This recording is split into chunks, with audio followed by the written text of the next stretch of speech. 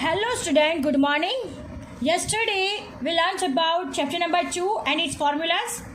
Now we are going to start our chapter number 3, linear regression. The concept of regression is studied under the assumption that two variables under study have cause-effect relationship.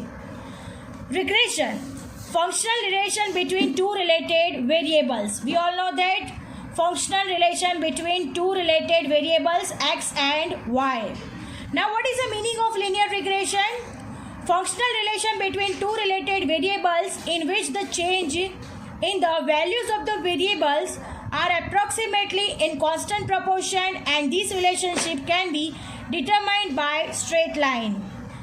The value of the dependent variable can be estimated for some known value of the independent variable by using regression. तो यहाँ पे क्या किया जाता है कि independent value हमें पता होती है, उस हिसाब से हमें डिपेंडेंट वेरिएबल की वैल्यू क्या करनी पड़ती है, अजम्पशन करनी पड़ती है. यहाँ पे हम x का वैल्यू हमें पता होता है, उस हिसाब से हमें y कैप यानी y कैप का वैल्यू हमें क्या करना पड़ता है, अजम्पशन करना पड़ता है. Understand it. A mathematical or functional relationship between two correlated variables which helps in estimating the value of dependent variable for some given known value of independent variable is called linear regression. Understand? Now, fitting of regression line. In the scatter diagram of two correlated variables, if the points are clustered around a line, we can say that there is a linear regression. The method of obtaining such a line expressing the relation between two variables is called fitting a regression line. There are two methods for fitting a regression line. First, method of scatter diagram, and the second one, method of a least square.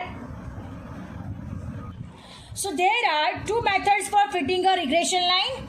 First, method of scatter diagram, and then second one was method of least square, right? So first we have to understand what is the meaning of method of scatter diagram.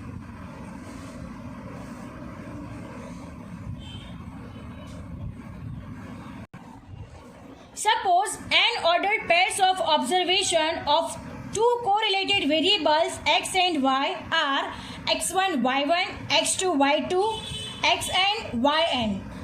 Using this data, we draw a scatter diagram. Now a line is drawn in such a way that it is close to almost all the points of the scatter diagram.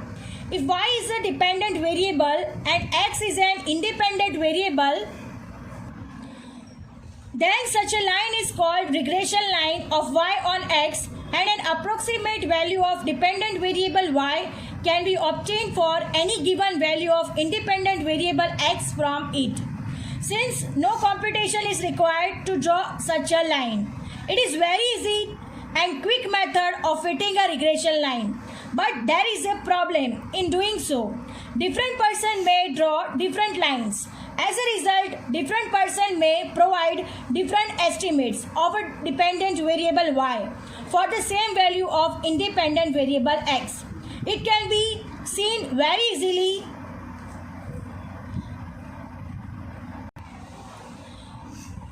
यानी scatter diagram में क्या होता है, understanding के लिए ये बहुत ही easy method है. बट अगर हम रिग्रेशन लाइन यहाँ पे ड्रॉ करते हैं तो हर एक की अलग अलग रिग्रेशन लाइन होगी, यानी different person draw different line, यानी डिफरेंट पर्सन की डिफरेंट एस्टिमेशन होंगे. सो इससे हमें एक परफेक्ट वैल्यू मिलेगा नहीं. So this is the limitation of method of scatter diagram.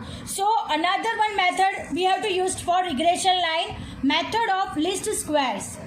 So method of list squares, ये मेथड में हम लोग क्या करते हैं, तो 3 स्टेप में एग्जांपल होता है.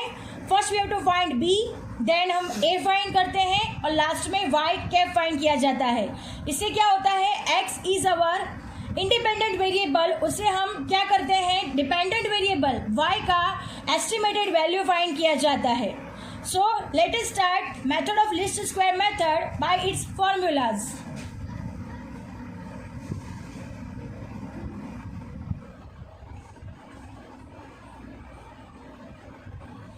First, b we have to find in this method.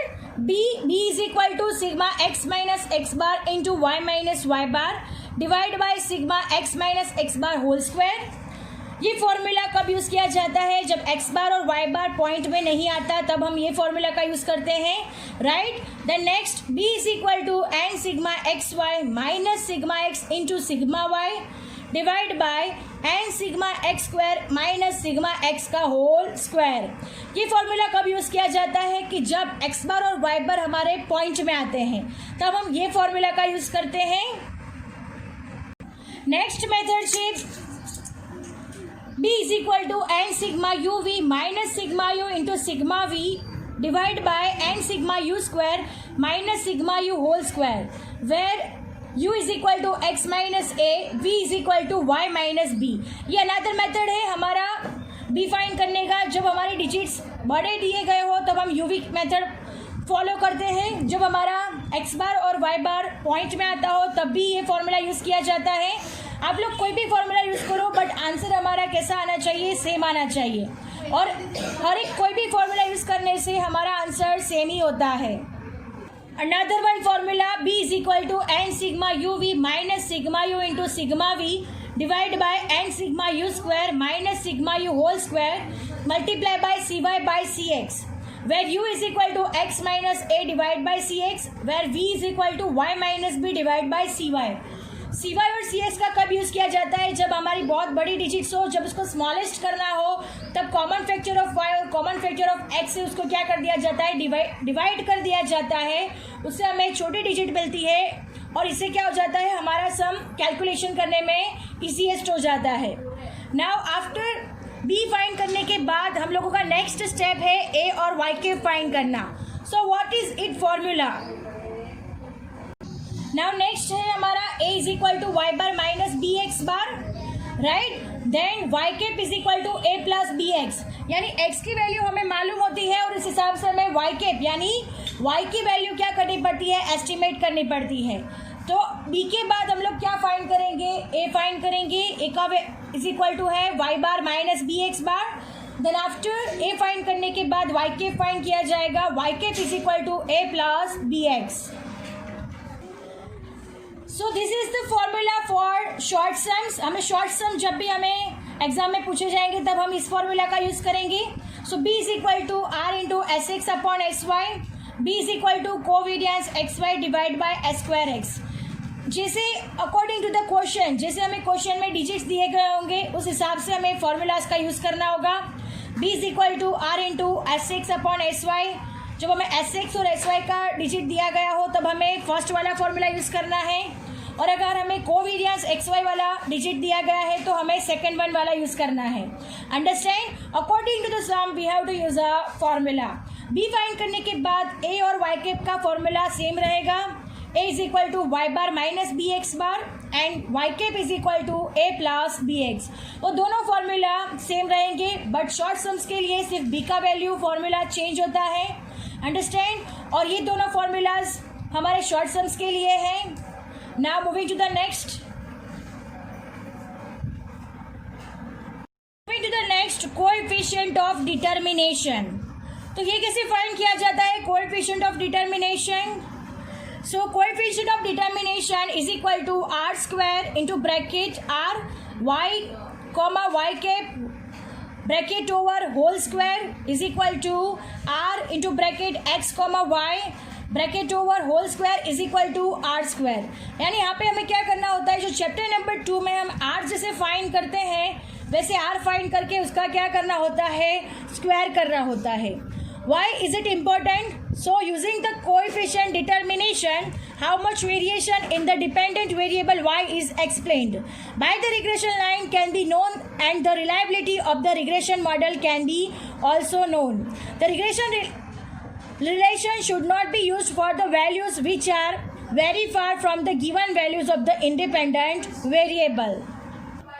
So coefficient of determination, I hope you understand it very well. Our lecture is also over here. I hope you understand it very well. Chapter number 3, revision of formulas. Thank you, students.